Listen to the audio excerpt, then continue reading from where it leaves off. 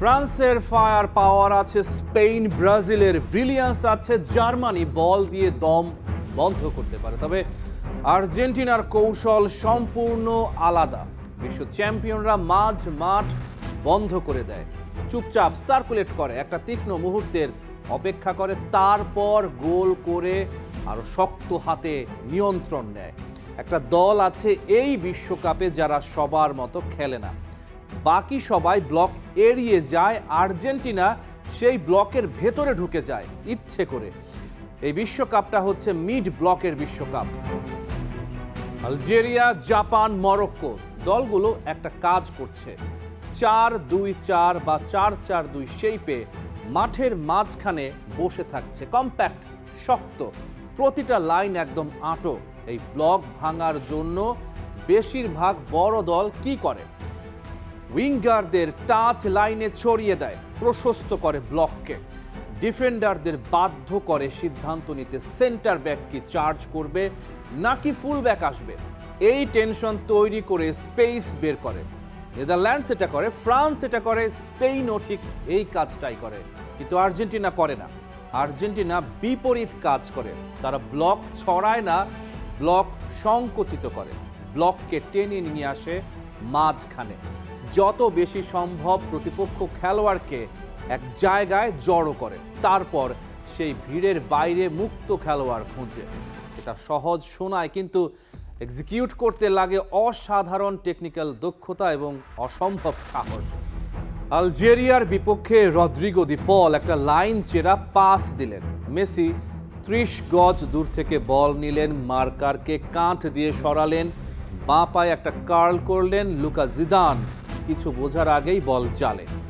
কোনো 12 পাসের মুভ নয়, কোনো চাকচিক্য নয়, শুধু আর্জেন্টিনার পুরনো কৌশল। মেসিকে একটা পরিষ্কার পথ দাও, তারপর দেখো পুরো ডিফেন্স 3 সেকেন্ডে ভেঙে পড়ে। কাতারে মেসিকে প্রতিটা জটিল মুহূর্তে আলো জ্বালাতে হয়েছিল। মেক্সিকোর বিপক্ষে দূরপাল্লার গোল দিয়ে ম্যাচ বাঁচালেন, নেদারল্যান্ডসের বিপক্ষে মলিনাকে পাস দিয়ে ম্যাচ খুলে দিলেন, ফাইনালে ফ্রান্সের বিপক্ষে 2 গোল। সেই দলে নার্ভ ছিল, রসায়ন ছিল, স্কার টিস্যু ছিল, যেটা দ্বিতীয়বার তৈরি করা যায় না। কিন্তু ফুটবলের ভাষায় 2026-এর এই আর্জেন্টিনা হয়তো আরও সম্পূর্ণ। এনজো ফার্নান্দেজ কাতারে ছিলেন প্রতিভাবান তরুণ, এখন তিনি মিডফিল্ডের মেরুদণ্ড, ছন্দ নিয়ন্ত্রণ করছেন। ম্যাকালিস্টার কাতারে ছিলেন সম্ভাবনা, এখন তিনি নিশ্চয়তা, থার্ড লাইন এক সুতোয় জোড়া দেন। হুলিয়ান আলভারেজ কাতারে ছিলেন ব্রেকআউট কিড, এখন তিনি পরিপক্ক। ফাকুন্দো মেদিনা বিশ্বকাপ অভিষেক করলেন এবং আলজেরিয়ার ওয়াইড প্লেয়ারদের এমনভাবে সামলালেন যেন বছরের পর বছর ধরে তিনি এই কাজটাই করছেন। নিকো পাজ মাঠে নামলেন এবং ম্যাচ শেষ করে দিলেন, কোনো এক্সাইটমেন্ট নেই, শুধু নিয়ন্ত্রণ। এটা জেনারেশনাল আপগ্রেড, এটাই বাকি দলগুলোর আসল মাথা ব্যথা। এই আর্জেন্টিনাকে প্রশ্ন করা এখন কঠিন, কারণ তারা যে কোনো পরিস্থিতিতে, যে কোনো মুহূর্তে, যে কোনো কম্বিনেশনে জিততে পারে। আর সেই দলের কেন্দ্রে দাঁড়িয়ে আছেন ক্যাপ্টেন লিওনেল মেসি। কোপা 2021-এ খরার অবসান, 2022-এ বিশ্বকাপ, 2024 কোপায় প্রমাণ হলো মেসি ছাড়াও আর্জেন্টাইন মেশিন চলে। এখন 2026-এ এই দলটা এসেছে না আবেগ নিয়ে, না ক্ষত নিয়ে, এসেছে নিশ্চিত জ্ঞান নিয়ে যে কিভাবে জিততে হয়। আলজেরিয়ার বিপক্ষে ব্যাকলাইন স্থির থাকায় মিডফিল্ড মূলত শো চালালো। ডিপল তীব্রতার ভার্টিক্যাল পাস নিয়ে এলেন, এনজো সবকিছু ঘোরাতে থাকলেন, ম্যাকঅ্যালিস্টার থার্ডগুলো জুড়লেন, আর মার্টিনেজকে তাকে কার্যত বসে থাকতে হলো। এটাই ডিফেন্সিভ পারফরমেন্সের সর্বোচ্চ মানদণ্ড, গোলকিপারের কোনো কাজ না থাকা। 1962 সালের পর কোনো দল বিশ্বকাপ ধরে রাখতে পারেনি, সেটা ব্রাজিল করেছিল। 64 বছর পর হয়তো আমরা দেখতে চলেছি সেই বিরল কিছু। মেসি তীর হলে স্কালোনির আর্জেন্টিনা ধনুক, সেই ধনুক এখন ফুটবলের ইতিহাসের সবচেয়ে টান অবস্থায়। লিওনেল মেসির আর্জেন্টিনা কি পারবে নিউ জার্সির মেটলাইফ স্টেডিয়ামে আগামী 19 জুলাই আরও একবার বিশ্ব জয়ের উল্লাসে মাততে?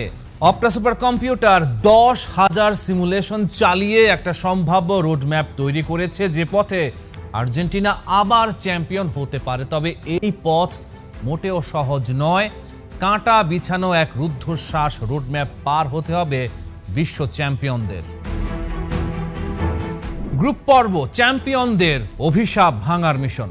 2010 সালে ইতালি, 2014 সালে স্পেন কিংবা 2018 সালে জার্মানি ডিফেন্ডিং চ্যাম্পিয়নদের গ্রুপ পর্ব থেকে বিদায় নেয়ার ভূত তাড়া করে বেড়াচ্ছে ফুটবলকে। লিওনেল স্কালোনির আর্জেন্টিনা এবার গ্রুপ জেতে আলজেরিয়া, অস্ট্রিয়া এবং জর্ডানের মুখোমুখি হবে। তুলনামূলক সহজ প্রতিপক্ষ। কাগজে কলমে এই গ্রুপ পার হওয়া আর্জেন্টিনার জন্য স্রেফ সময়ের ব্যাপার। অপটা সুপার কম্পিউটারের ভবিষ্যৎবাণী অনুযায়ী স্পেনের পর আর্জেন্টিনায় দ্বিতীয় সর্বোচ্চ সম্ভাবনা নিয়ে নকআউট পর্বে পা রাখবে। গ্রুপ চ্যাম্পিয়ন হিসেবে নকআউটে গেলে আর্জেন্টিনার জন্য অপেক্ষা করছে এক চিরচেনা লাতিন যুদ্ধ। রাউন্ড অফ 32 মায়ামির বুকে লাতিন ক্লাসিকো। গ্রুপ চ্যাম্পিয়ন হলে আগামী 3 জুলাই মায়ামি গার্ডেন্সে আর্জেন্টিনা মুখোমুখি হবে গ্রুপ এইচ এর রানার্স আপের, যা বর্তমান প্রজেকশন অনুযায়ী হতে চলেছে মার্সেলো বিয়েলসার উরুগুয়ে। উরুগুয়ের বিপক্ষে আর্জেন্টিনার সাম্প্রতিক রেকর্ড দুর্দান্ত। শেষ 9 ম্যাচের মাত্র একটিতে হার, বাকি 8 ম্যাচের 7টিতেই উরুগুয়েকে কোনো গোল করতে দেয়নি আর্জেন্টিনা। মায়ামির চেনা মাঠে মেসি উরুগুয়ের লড়াকু ফুটবলকে পরাস্ত করে শেষ 16-র টিকিট কাটবে, এটাই স্বাভাবিক সমীকরণ। রাউন্ড অফ 16 অচেনা তুরস্কের মুখোমুখি আর্জেন্টিনা। 7 জুলাই আটলান্টার মাঠে আর্জেন্টিনার সম্ভাব্য প্রতিপক্ষ তুরস্ক। ফুটবল ইতিহাসে এর আগে কখনো আন্তর্জাতিক ম্যাচে মুখোমুখি হয়নি এই দুই দল। ইউরোর ডার্ক হর্স তুরস্ক নিশ্চিতভাবেই তাদের চেনা আগ্রাসী ফুটবল দিয়ে আর্জেন্টিনাকে থমকে দিতে চাইবে। তবে স্কালোনির ট্যাকটিক্যাল মাস্টার ক্লাস আর মাঝ মাঠের নিয়ন্ত্রণের সামনে তুরস্কের রূপকথা ওখানেই শেষ হতে বাধ্য।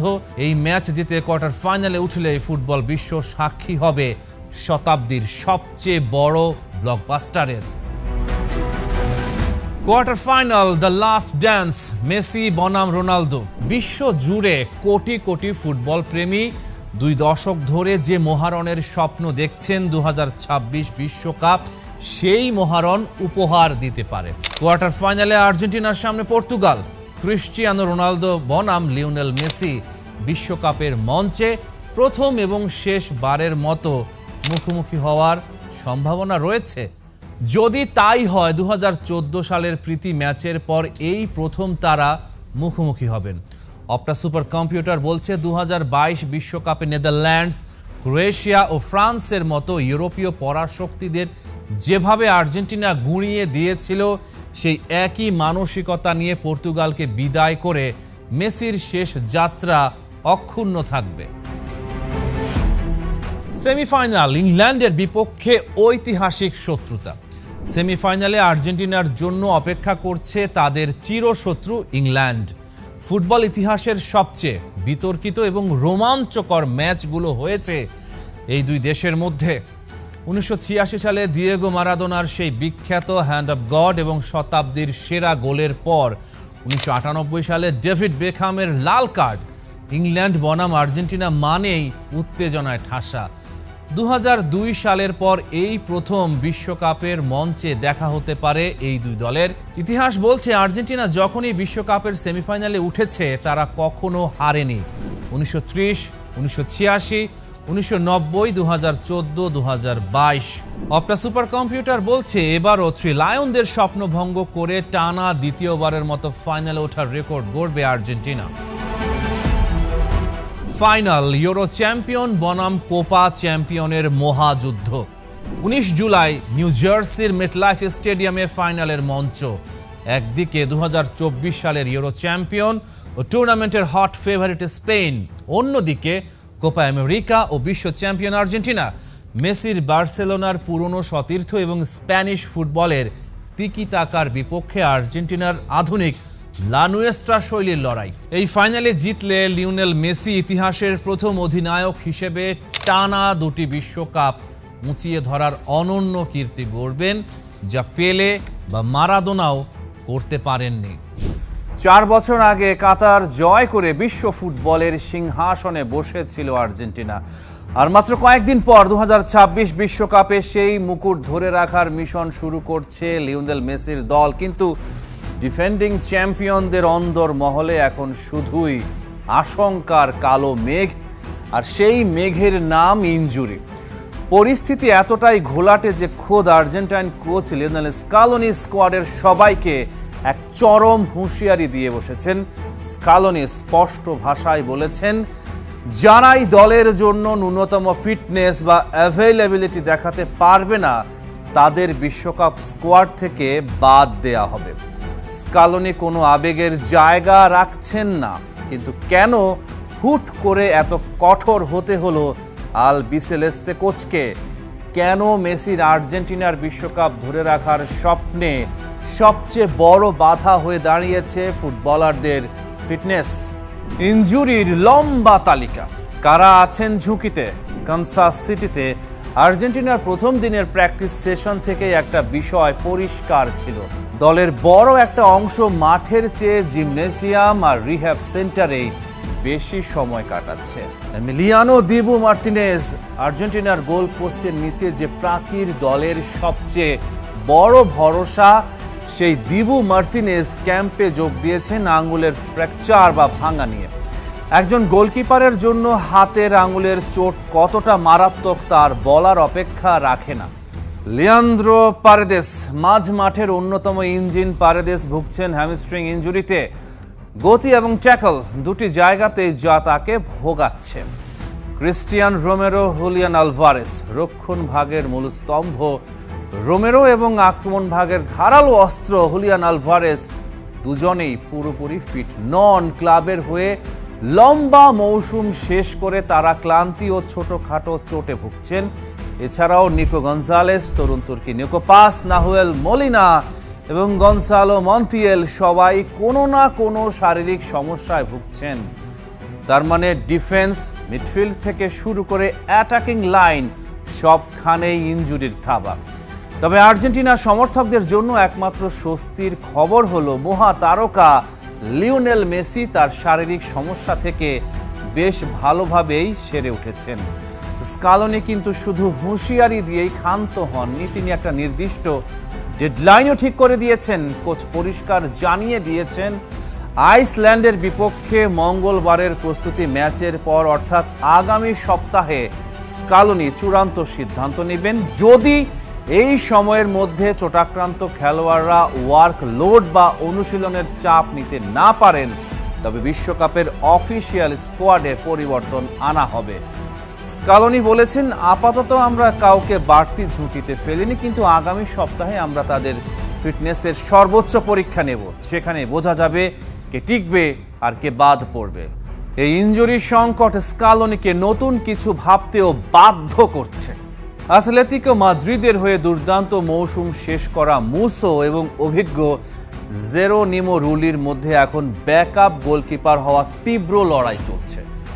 বর্তমান বিশ্ব চ্যাম্পিয়ন হিসেবে আর্জেন্টিনার ওপর প্রত্যাশার চাপ আকাশচুম্বী। তবে স্কালোনি মনে করেন এই চাপ নতুন কিছু নয়। তার মতে আর্জেন্টিনা সব সময়ই বিশ্বকাপে ফেভারিট হিসেবে মাঠে নামে এবং তার দলের ছেলেরা এই চাপ সামলাতে অভ্যস্ত।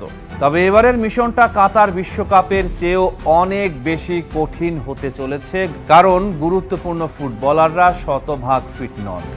আর্জেন্টাইন গণমাধ্যমের খবর অনুযায়ী এমিলিয়ানো বুয়েন্দিয়ার পাশাপাশি সান্তিয়াগো বেলট্রান, নিকোলাস কাপালদো এবং ম্যাক্সিমো পেরোনেকে সম্ভাব্য বিকল্প হিসেবে প্রস্তুত থাকতে বলা হয়েছে। বিশ্বকাপ শুরুর আগের দিন পর্যন্ত স্কোয়াডে পরিবর্তনের সুযোগ থাকায় এই 4 জনকে নজরে রাখছে কোচিং স্টাফ। লিওনেল স্কালোনি তার কঠোর সিদ্ধান্তের মাধ্যমে একটা বার্তা পরিষ্কার করে দিয়েছেন, নাম কিংবা অতীত পারফরম্যান্স নয়, বিশ্বকাপ কেবল তারাই খেলবে যারা মাঠে শতভাগ দিতে প্রস্তুত। লিওনেল স্কালোনি স্বপ্ন বিক্রি করেন না, বিক্রি করেন রেজাল্ট। আর্জেন্টিনা স্কোয়াডে একটা কথা ক্রিস্টাল ক্লিয়ার, স্কালোনি কোনো এক্সপেরিমেন্ট বা স্রেফ হাইপের পেছনে ছোটেননি। ভরসা রেখেছেন তার সেই পুরনো পরীক্ষিত উইনিং কম্বিনেশনের উপর। কেন এই চেনা ফর্মুলাই আবারও ইতিহাস গড়তে পারে? এই স্কোয়াডের মূল মন্ত্র একটাই, ট্রাস্ট, কেমিস্ট্রি এবং রিলায়েবিলিটি। এমন একটা দল যারা চাপের মুখেও স্নায়ু ধরে রেখে ম্যাচ বের করে আনতে পারে। স্কালোনির দলে চমকের কোনো জায়গা নেই, নতুন মুখ কম, পরিচিত মুখ বেশি। কাতারে যখন প্রতিটা ম্যাচে তিনি তার একাদশ বদলেছেন, ট্যাকটিক্স বদলেছেন, কেউ বুঝতে পারেনি পরবর্তী চালটা কি হবে। এটাই আর্জেন্টাইন মাস্টার মাইন্ডের সবচেয়ে বড় শক্তি। কেন স্কালোনির ফর্মুলা আবারও সফল হতে পারে? ক্লাব ফুটবলে যে দলগুলো সত্যিকারের শক্তিশালী হয় তাদের সাফল্যের রহস্য শুধু ট্যালেন্টে নয়, রহস্য থাকে বোঝাপড়ায়। আর্জেন্টিনার এই দলে সেই রসায়নটা আলাদা মাত্রায় আছে। রক্ষণ ভাগে ভালের্দি আর ফাকুন্দো মেদিনা পুরো মৌসুম মার্সেয়ে একসাথে খেলেছেন।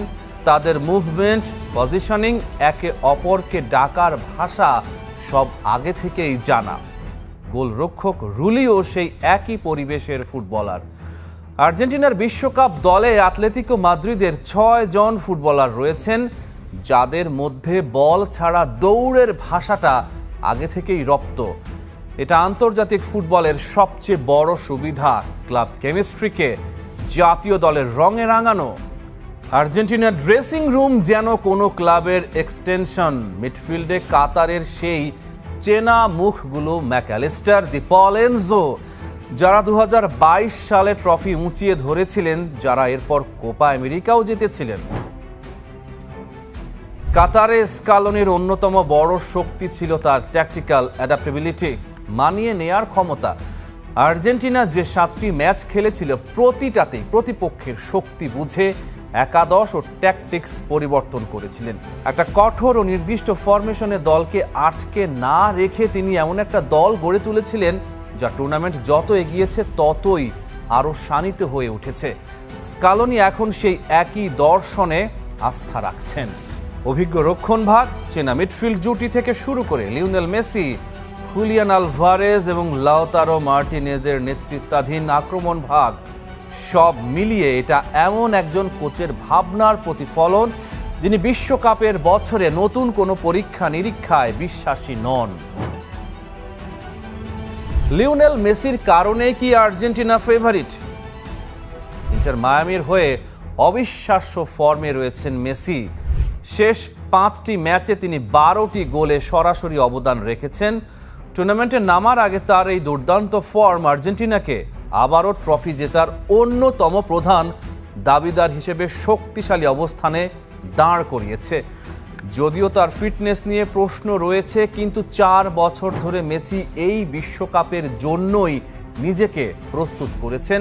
হয়তো তার গতি কমেছে, কিন্তু ভিশন এবং গেম রিড করার ক্ষমতা আরও বেড়েছে। উত্তর আমেরিকার মাটিতে খেলা, লাতিন আমেরিকার সুবিধা। আর একটা গুরুত্বপূর্ণ বিষয় হলো বিশ্বকাপের ভেন্যু। ঐতিহাসিকভাবে আবহাওয়া ও পারিপার্শ্বিক অবস্থার কারণে উত্তর বা দক্ষিণ আমেরিকায় আয়োজিত বিশ্বকাপগুলোতে ইউরোপীয় দেশগুলোকে বেশ বেগ পেতে হয়েছে। বাস্তবিক অর্থে জার্মানি একমাত্র ইউরোপীয় দেশ যারা আমেরিকার মাটিতে বিশ্বকাপ জেতার কীর্তি গড়েছে। 2014 সালে ব্রাজিলের মাঠে উত্তর আমেরিকার গরম আর্দ্র পরিবেশে ইউরোপীয় দলগুলো শারীরিক শক্তির দিক থেকে পিছিয়ে পড়তে পারে, বিশেষ করে ম্যাচের শেষ দিকে। বিশ্বকাপের মাত্র 2টি দেশ নিজেদের শিরোপা সফলভাবে ধরে রাখতে পেরেছিল, 1938 সালে ইতালি এবং 62 সালে ব্রাজিল। গত 64 বছর ধরে প্রতিটা বর্তমান চ্যাম্পিয়নই খেতাব ধরে রাখার লড়াইয়ে ব্যর্থ হয়েছে। কিন্তু মজার ব্যাপার হলো 1962 সালে ব্রাজিলের সফলভাবে শিরোপা ধরে রাখার ব্লুপ্রিন্ট এবং আসন্ন বিশ্বকাপে আর্জেন্টিনার নেয়া কৌশলের মধ্যে দারুণ মিল রয়েছে। 1958 সালে সুইডেনের মাটিতে বিশ্বকাপ জয়ের 4 বছর পর ব্রাজিল 1962 সালে আবারও টুর্নামেন্টে ফিরে ফাইনালের একাদশের 11 জনের মধ্যে 9 জন খেলোয়াড়কে নিয়ে। তারা সেই পরীক্ষিত দলের ওপর আস্থা রেখেছিলেন যারা জানতো বিশ্ব চ্যাম্পিয়ন হতে কি প্রয়োজন। স্কালোনি এখন সেই একই ছকে দলকে খেলাবেন। ফুটবল ইতিহাসে এমন ঘটনা বিরল, একটা দল বিশ্বকাপ জিতে ফেরে আর 4 বছর পরেও সেই একই কোর গ্রুপকে নিয়ে মাঠে নামে। এটাই লিওনেল স্কালোনির দর্শন। কাতার বিশ্বকাপের 26 জনের মধ্যে 17 জন খেলবেন 2026 বিশ্বকাপে। বাকিদের মধ্যে জিওভানি লো সেলসো ও নিকো গঞ্জালেস চোটের কারণে কাতার বিশ্বকাপে খেলতে পারেননি। তার মানে মূল কাঠামো প্রায় অক্ষুণ্ণ। মিডফিল্ড আর্জেন্টিনার গোপন অস্ত্র। আন্তর্জাতিক ফুটবলে মিডফিল্ড দিয়ে ম্যাচের চিত্রনাট্য লেখা হয়। আর্জেন্টিনার সেই চিত্রনাট্য এখন পৃথিবীর সেরাদের মধ্যে একটা। অ্যালেক্সিস ম্যাকঅ্যালিস্টার লিভারপুলের ইঞ্জিন রুমে বছরের পর বছর যে ডেপথ ও মার্কসম্যানশিপ দেখিয়েছেন, সেটা এখন আর্জেন্টিনার রং পরে মাঠে নামে। এনজো ফার্নান্দেজের বক্স টু বক্স ক্যাপাসিটি, অসাধারণ ডিফেন্সিভ ডিউটি থেকে শুরু করে অ্যাটাকিং রানে শেষ পুরো স্পেকট্রাম জুড়ে কাজ করতে পারেন তিনি। রদ্রিগো দি পলের ওয়ার্ক রেট ও প্রেসিং ইন্টেন্সিটি প্রতিপক্ষকে নিঃশ্বাস নিতে দেয় না। এই 3 জনের সাথে যোগ হয়েছেন লো সেলসো, যিনি কাতারে যেতে পারেননি। তার মানে স্কালোনির হাতে এখন মিডফিল্ডে রোটেশনের বিলাসিতাও আছে। একটা বিশ্বকাপে 7টা ম্যাচ খেলতে হয়। ফ্রেশ লেগস মানে ফ্রেশ আইডিয়া। মেসি আর্জেন্টিনার আক্রমণের একমাত্র কেন্দ্র নন। 38 বছর বয়সে 6ষ্ঠ বিশ্বকাপে পা রাখবেন লিওনেল মেসি। টুর্নামেন্ট চলার মাঝেই পেরোবেন 39। কাতার বিশ্বকাপ জয়ের পর এই বিশ্বকাপের পরই সম্ভবত আন্তর্জাতিক ফুটবলকে বিদায় জানাবেন তিনি। অর্থাৎ তার টিম মেটরা জানেন এটাই শেষ সুযোগ মেসির বিদায়কে সোনালি করে দেয়ার। সেই আবেগটা এখন একটা অদৃশ্য ইঞ্জিন হিসেবে কাজ করবে। কিন্তু বাস্তবতা হলো হ্যামস্ট্রিংয়ে অতিরিক্ত চাপের খবর উঠে এসেছে। 90 মিনিট ধরে 7 ম্যাচ দৌড়ানো 38 বছরে সম্ভব নয়। স্কালোনি তাই কৌশল বদলেছেন। মেসিকে এখন আর আক্রমণের একমাত্র কেন্দ্র ধরা হচ্ছে না। অ্যাটাক মেসির বাইরেও অপশন রয়েছে। কাতারে মেসি না জ্বললে আর্জেন্টিনা অন্ধকারে হাতড়াতো। এবার সেই দুর্বলতা অনেকটাই কেটেছে। হুলিয়ান আলভারেজ এখন আর্জেন্টিনার আক্রমণের মেরুদণ্ড। আতলেতিকো মাদ্রিদে এই মৌসুমে তার পারফরম্যান্স ছিল দুরন্ত। তিনি মেসির রানিং করতে পারেন, সেন্টার ফরওয়ার্ড হিসেবে খেলতে পারেন, আবার নম্বর 10-এর ভূমিকায় নেমে লাউতারো মার্তিনেজের জন্য স্পেস তৈরি করতে পারেন। লাউতারো নিজে ইন্টার মিলানে যে ফর্মে আছেন তা ইউরোপের যে কোনো ডিফেন্সের কাছে আতঙ্কের কারণ। নিকো পাজ কোমোতে যা করেছেন, একজন ক্রিয়েটিভ প্লেমেকার হিসেবে তাতে সাব হিসেবে এসে ক্লান্ত ডিফেন্সকে ছিন্ন ভিন্ন করে দেওয়ার ক্ষমতা রাখেন। ভ্যালেন্তিন বার্কো হতে পারেন দি মারিয়ার লো-ফাই ভার্সন। উইং ধরে ছুটে যাওয়া, মাঝ মাঠেও চলে আসার ভার্সেটিলিটি। দি মারিয়ার শূন্যতা। আনহেল দি মারিয়া অবসর নিয়েছেন 2024 কোপা আমেরিকার পর। রোজারিও সেন্ট্রালে এখনো খেলছেন, কিন্তু নীল সাদা জার্সি আর পরবেন না। দি মারিয়ার বিশেষত্ব ছিল তিনি সুপারস্টারের ইগো ছাড়া সুপারস্টারের কাজ করতেন। দলের প্রয়োজনে right wing, left wing, second striker যেখানে বলা হতো সেখানেই নামতেন। এবং নকআউট পর্বে বড় ম্যাচে বড় গোল করাটা ছিল তার ট্রেডমার্ক। সেই ট্রেডমার্ক এখন ফাঁকা। বার্কো বা সিমিওনে হয়তো এক ভরাট করতে পারবেন, কিন্তু পুরোপুরি নয়। রক্ষণ, পুরনো কাঠামো, নতুন প্রশ্ন। স্কালোনি চেষ্টা করেছেন নতুন ডিফেন্ডার তৈরি করতে। কেউই বিশ্বাসযোগ্য বিকল্প হিসেবে উঠে আসেননি। ফলে কাতারের সেই ডিফেন্স লাইন প্রায় অপরিবর্তিত। ক্রিস্টিয়ান রোমেরো সেন্টার ব্যাকে ভরসার জায়গা, কিন্তু চোটের ইতিহাস আছে। ওতামেন্দি 38 বছরে এখনো লড়ছেন, কিন্তু কাতারে, অস্ট্রেলিয়া, নেদারল্যান্ডস ও ফাইনালে ফ্রান্সের বিপক্ষে আর্জেন্টাইন ডিফেন্স বারবার ভেঙেছে। দিবু মার্তিনেজের লাইন সেভ না থাকলে গল্পটা অন্যরকম হতে পারত। এবারও সেই একই রক্ষণ, বয়স আরো 4 বছর বেড়েছে। মাস্টার মাইন্ড স্কালোনি প্রাথমিক স্কোয়াডে দিবালার মতো তারকা সুযোগই পাননি। ফর্মের তুঙ্গে থাকা বুয়েন্দিয়া জায়গা করে নিতে পারেননি চূড়ান্ত দলে। কাতার বিশ্বকাপের পারফর্মার আকুনিয়াও বাদ। স্কালোনির সমালোচনা চলছে, কিন্তু ভুলে গেলে চলবে না স্কালোনি সেই কোচ যিনি জানেন তার দলে কোন পজিশনে কাকে দরকার। কোপা, বিশ্বকাপ, কোপা জয়ী কোচকে ইন্টারন্যাশনাল ফুটবলের অন্যতম সেরা কোচ হিসেবেই বিবেচনা করে দুনিয়া। ইতিহাসের সাথে লড়াই। 1962 সালে পেলের ব্রাজিল টানা 2 বিশ্বকাপ জিতেছিল। তারপর থেকে 64 বছরে কোনো দল এই কাজটা করতে পারেনি। প্রতিপক্ষরাও আর আগের মতো নেই। স্পেনের তরুণ দল ইয়ামালের হাত ধরে উজ্জীবিত, ফ্রান্স গভীরতায় অপ্রতিদ্বন্দ্বী, ব্রাজিল দুরন্ত গতিময়, ইংল্যান্ডের মিডফিল্ড শক্তিশালী, হট ফেভারিটের লিস্টে রয়েছে পর্তুগালও। কিন্তু এই আর্জেন্টিনা দলটা বিশেষ, কারণ শুধু ট্রফি জেতার অভিজ্ঞতা নয়, তারা জানে চাপের মুখে কি করতে হয়। পেনাল্টি শুটআউট, ইনজুরি টাইমে গোল, অতিরিক্ত সময়ে নার্ভ ধরে রাখা, সব পরিস্থিতিতে এরা টিকে থাকে। আর্জেন্টাইন ফ্যানদের মধ্যে একটা কথা ঘুরে বেড়াচ্ছে, বিশ্বকাপে অদ্ভুত একটা 12 বছরের প্যাটার্ন রয়েছে। যে দল এক বিশ্বকাপে রানার্স আপ হয়, ঠিক 12 বছর পর সে দল নাকি বিজয়ীর মুকুট পরে। 1950 সালে মারাকানা স্টেডিয়ামে উরুগুয়ের কাছে হেরে যাওয়া ব্রাজিল ঠিক 12 বছর পর 1962 সালে চিলিতে বিশ্বকাপ ঘরে তোলে। তারপর ইতালি 1970-এর মেক্সিকো বিশ্বকাপে পেলের ব্রাজিলের কাছে ফাইনালে নতজানু হয়ে 1982 সালে স্পেনে রসির গোলের ঝড়ে ভেসে চ্যাম্পিয়ন। একই ইতালি আবার 1994-এ ব্রাজিলের কাছে টাই ব্রেকারে হেরে 2006-এ জিদানের ফ্রান্সকে হারিয়ে শিরোপা ছিনিয়ে নেয়। তারপর জার্মানি 2002 সালে রোনালদোর ব্রাজিলের কাছে হেরে 2014 সালে ব্রাজিলেরই মাটিতে 7-1 গোলে সেমিফাইনাল জেতার পথ ধরে ফাইনালে আর্জেন্টিনাকে হারিয়ে বিশ্ব চ্যাম্পিয়ন। কাজেই যে হিসাবটা মেলে তাতে 2014-তে রানার্স আপ আর্জেন্টিনার 2026 সালে চ্যাম্পিয়ন হওয়ার পালা এসেছে। কিন্তু ফুটবল কি এতটাই অঙ্কের খেলা? স্কালোনির হাতে গড়া এই দলটা গত 4 বছর ধরে এক অসাধারণ কাঠামোয় দাঁড়িয়েছে।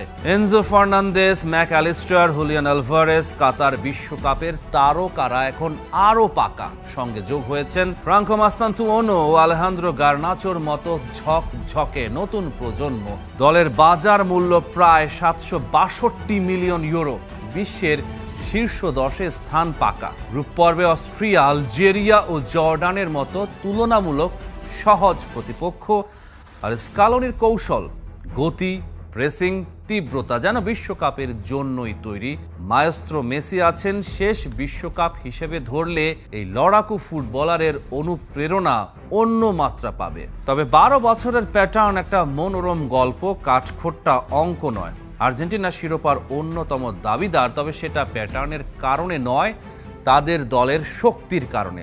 ভাগ্যের সঙ্গে যদি দক্ষতা মেলে তাহলে হয়তো ইতিহাস আবারও আর্জেন্টিনার পক্ষেই হাসবে। আবারও বিশ্ব জয়ের এই পথ যে মসৃণ হবে না তা ভালো করে জানে আর্জেন্টাইন ফুটবলাররা। হুলিয়ান আলভারেস বলেছেন, আমাদের চূড়ান্ত লক্ষ্য ফাইনালে পৌঁছানো, তবে আমরা জানি কাজটা মোটেও সহজ হবে না। প্রতিটা ম্যাচেই আমাদের সর্বোচ্চ উজাড় করে দিতে হবে। বিশ্ব মঞ্চে অনেক কিছুই হয়তো খুব সূক্ষ্ম ব্যবধানে নির্ধারিত হয়ে যায়, তবে আমরা নিজেদের সেরা উপায়ে প্রস্তুত করব এবং ধাপে ধাপে সামনের দিকে এগোতে চাই। বিশ্বকাপকে সামনে রেখে নতুন পরিকল্পনা করেছেন কোচ লিওনেল স্কালোনি। ইনজুরি ঝুঁকি কমাতে মূল স্কোয়াডের বাইরে অতিরিক্ত খেলোয়াড় নিয়ে প্রস্তুতি ক্যাম্প করার সিদ্ধান্ত নিয়েছেন তিনি, যা এরই মধ্যে আলোচনার জন্ম দিয়েছে। লিওনেল মেসির সাম্প্রতিক চোটও আর্জেন্টিনার মেডিকেল টিমকে আরও সতর্ক করেছে। পাশাপাশি ইউরোপীয় মৌসুম শেষে ক্লান্ত থাকা কয়েকজন গুরুত্বপূর্ণ ফুটবলারের ফিটনেস নিয়েও নজর রাখা হচ্ছে।